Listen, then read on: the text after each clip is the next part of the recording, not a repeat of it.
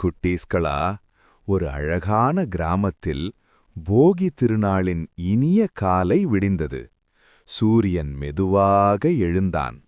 அந்த கிராமத்தில் கண்ணன் என்ற ஒரு நல்ல மனம் கொண்ட குட்டிப் பையன் இருந்தான்.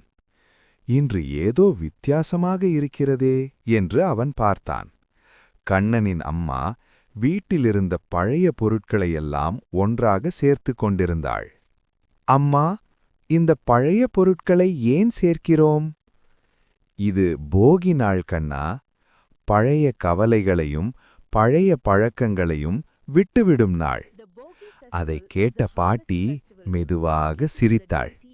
இந்த நெருப்பு போல நம்ம மனசுல இருக்கிற கெட்ட விஷயங்களையும் விட்டுடணும் கண்ணே.